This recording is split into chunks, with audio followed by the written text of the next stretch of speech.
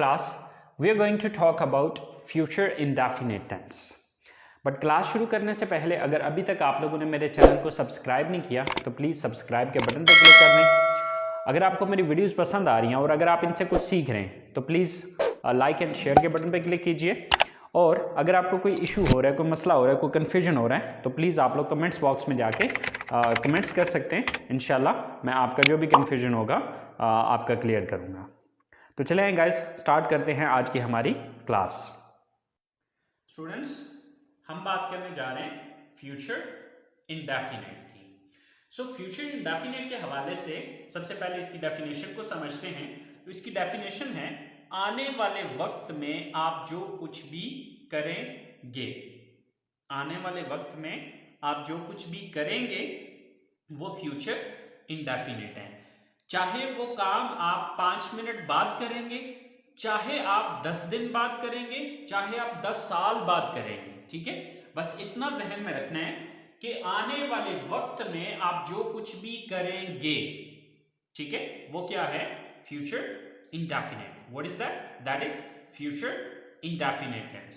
So whatever you will do in the future, that is called future indefinite. So अब उसकी उर्दू में पहचान क्या होगी? How will we identify that this is future indefinite tense? So at the end of Urdu sentences there is गा, गी, गे, right. Urdu जुमलों के आखिर में इसकी पहचान क्या होती है कि उर्दू जुमलों के आखिर में गा, गी, गे वगैरह आता है। लेकिन स्टूडेंट्स, आपने सिर्फ गा, गी, गे पे नहीं फोकस रखना, ठीक है। आपने साथ उसकी डेफिनेशन को भी मद्देनजर रखना है। देखिए, अब गा, गी, गे पे सिर्फ फोकस क्यों नहीं रखना? जैसे कि एक मैं छोटी सी मिसाल देता हूं कि मैं कहता हूं कि मैं 10 बजे जागा, ठीक है। अब 10 बजे जागा के एंड पे गा आ रहा है, ठीक है। तो इसका मतलब ये नहीं है कि ये फ्यूचर इंडेफिनिट है। स्टूडेंट्स, अगर आप इसका सेंस देखें तो ये तो पास्ट का सेंटेंस है, ठीक है। ये क्या है? ये तो पास्ट की बात हो रही है कि मैं 10 बजे जागा, राइट। तो अब सिर्फ गा, गी, गे पे फोकस नहीं रखना, साथ आपने उस डेफिनेशन को भी ज़हन में रखना है कि आने वाले वक्त में आप जो कुछ भी करेंगे, ठीक है, वो क्या है? फ्यूचर इंडेफिनिट है, ठीक है। जैसे कि मैं कॉलेज जाऊंगा, हम इंग्लिश सीखेंगे, हम शॉपिंग के लिए जाएंगे, कल 10 बजे हम वहां पहुंचेंगे। लाइक आने वाले वक्त में जो कुछ भी करेंगे, हम क्रिकेट खेलेंगे, हम ये करेंगे, हम वो करेंगे, हम ऐसे करेंगे, हम वैसे करेंगे। लाइक आने वाले वक्त में जितना भी जो कुछ भी आप करेंगे वो क्या है? आपका फ्यूचर इंडेफिनिट है, राइट। सो यहां तक बात होगी हमारी इसकी डेफिनेशन और इसकी पहचान की, ठीक है। तो आने वाले वक्त में आप जो कुछ भी करेंगे वो फ्यूचर इंडेफिनिट में आएगा और उसके लिए आप ये स्ट्रक्चर अप्लाई करेंगे या इस स्ट्रक्चर को आप फॉलो करेंगे, ठीक है। अगर आप प्रेजेंट इंडेफिनिट टेंस की स्ट्रक्चर को देखें तो उसमें क्या था? ये चीज आ रही थी, subject plus first form plus object, और ही शीट के साथ हम एस या यस लगा रहे थे, ठीक है। अब हमने यहां पर डिफरेंस क्या किया है? सिर्फ यहां पे इतना हुआ कि यहां पर विल और शैल, ठीक है। ये दो हेल्पिंग वर्ब यहां पर यूज हो रहे हैं, सब्जेक्ट प्लस विल या शैल, इन दोनों में से कोई एक लगेगा। यानी कि ये दोनों नहीं लगेंगे बल्कि इन दोनों में से कोई एक लगेगा, या तो विल लगेगा या फिर शैल लगेगा, plus first form of the verb plus object and at the and full stop. अच्छा, अब विल या शैल, तो अब कंफ्यूजन ये होता है कि सर कहां पे शैल यूज करें और कहां पे विल करें। तो जो शैल का यूज है वो सिर्फ दो सब्जेक्ट के साथ होते हैं, ठीक है। वो दो सब्जेक्ट्स कौन कौन से हैं? आई और वी, इन दोनों के साथ शैल आएगा। बाकी इसके अलावा, यानी कि आई और वी के अलावा जो भी हैं, यू है, दे है, ही है, शी है, इट है, ठीक है, इन सब के साथ जो है विल आएगा, ठीक है। सिर्फ आई और वी के साथ शैल आएगा, बाकी इसके अलावा जितने भी सब्जेक्ट्स होंगे उन सब के साथ जो है वो शैल का इस्तेमाल किया जाएगा, ठीक है। तो चले इसके कुछ 4 सेंटेंसेस मैंने बनाए, इनको इंग्लिश में ट्रांसलेट करके देखते हैं। जैसे कि मैं कल आपसे मिलूंगा, राइट। सबसे पहले हम देखेंगे सब्जेक्ट कौन है। तो सब्जेक्ट कौन है यहां पर? आई, मैं। तो मैं की इंग्लिश क्या है? आई। सो आई, देन आई के साथ क्या आता है?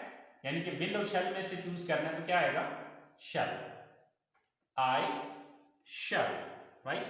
अच्छा, अब इसके बाद first form of the verb, यहां पे वर्ब क्या है, मिलना, मीट। आई शैल मीट, किससे मिलना है, you. I shall meet you, I shall meet you, कल, tomorrow. I shall meet you tomorrow, मैं कल आपसे मिलूंगा। अच्छा, यहां पर यह चीज याद रखिएगा, टाइम अगर किसी सेंटेंस में आ रहा हो तो टाइम को आप बिल्कुल स्टार्ट में भी लिख सकते हैं, बिल्कुल एंड पे भी लिख सकते हैं, लेकिन जुमले के बीच में या अंदर नहीं यूज करना, ठीक है। वक्त का जिक्र जब भी सेंटेंस में आ रहा हो, आप उसको या बिल्कुल स्टार्ट में लिखें या फिर सेंटेंस के बिल्कुल लास्ट पे लिखें, ठीक है। अब यही टुमारो आप शुरू में भी लगा सकते हैं, right.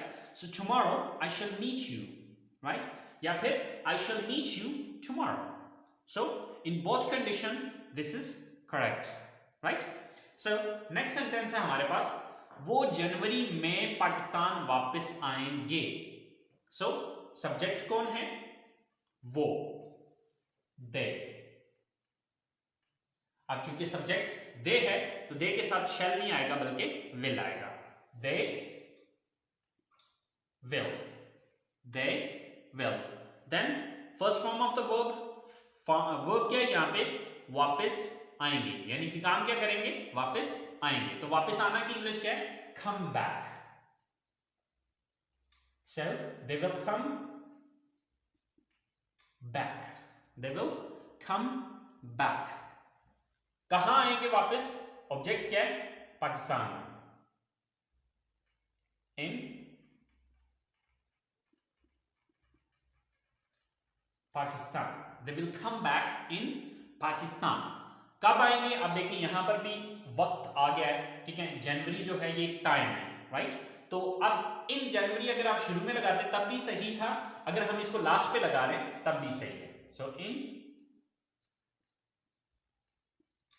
January, they will come back in Pakistan in January, वो जनवरी में पाकिस्तान वापस आएंगे। सेकंड लास्ट सेंटेंस है, पाकिस्तान ये मैच जीतेगा। अब ये काम कौन करेगा, सब्जेक्ट कौन है, पाकिस्तान, सिर्फ पाकिस्तान। देन विल, वो क्या है यहां पे, जीतना, win.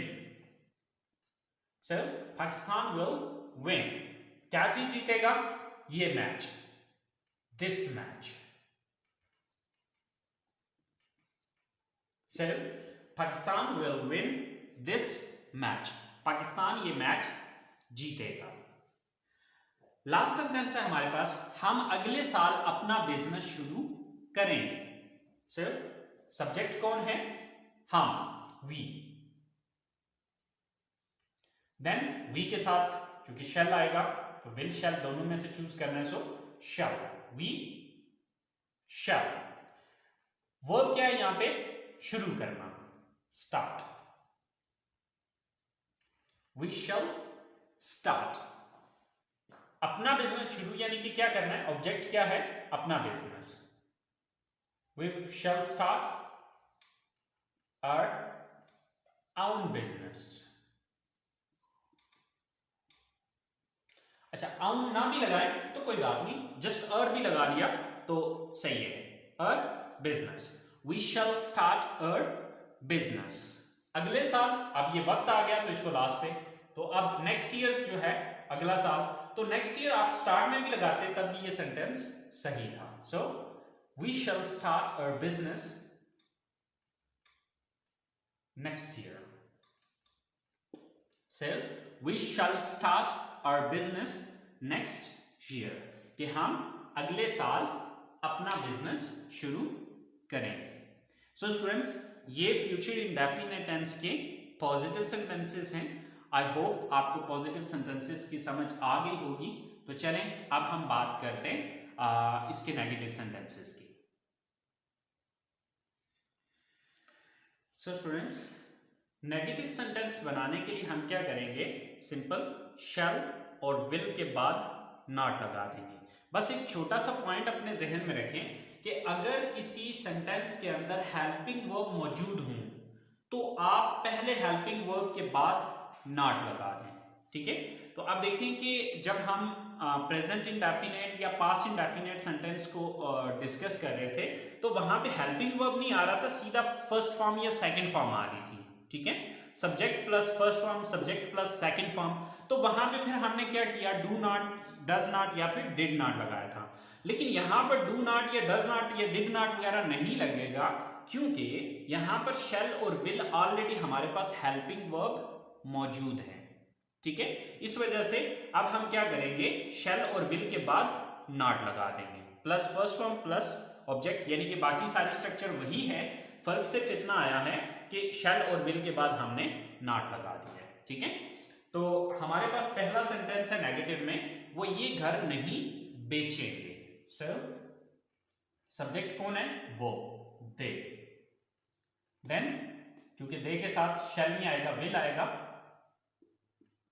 They will not, they will not. Verb क्या है, बेचना, sell.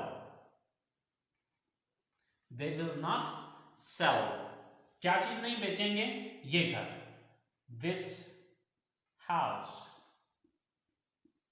They will not sell this house, वो ये घर नहीं बेचेंगे।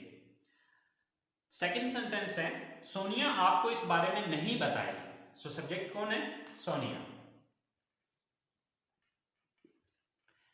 Then will not, Sonia will not. Verb क्या, यहां पे काम कौन सा नहीं करेगी, बताएगी। चलो, किसको, आपको। Sonia will not tell you, इस बारे में, about this. So Sonia will not tell you about this, Sonia आपको इस बारे में नहीं बताएगी। थर्ड सेंटेंस है हमारे पास, वो हमारी मदद नहीं करेंगे। सो सब्जेक्ट कौन है, वो, they. Then will not. Then verb क्या है, मदद करना, help. They will not help, किसकी मदद नहीं करेंगे, हमारी। They will not help us, they will not help us, वो हमारी मदद नहीं करेंगे। लास्ट सेंटेंस है हमारे पास, मैं आज कॉलेज नहीं जाऊंगा। सो सब्जेक्ट कौन है, आई। देन अब आई के साथ शैल आता है, I shall not, I shall not. Verb क्या है यहां पे, जाना, गो। आई शैल नॉट गो, कहां जाने की बात हो रही है, to college. I shall not go to college, आज, today. So I shall not go to college today. This today can be used here as well. यही today जो है वो यहाँ पर भी use किया जा सकता है. So it's depend on you that you use it at the start or you use it at the end. Okay? So in both condition, this is correct, right? So I shall not go to college today, or today I shall not go to college. Both sentences are correct. Okay?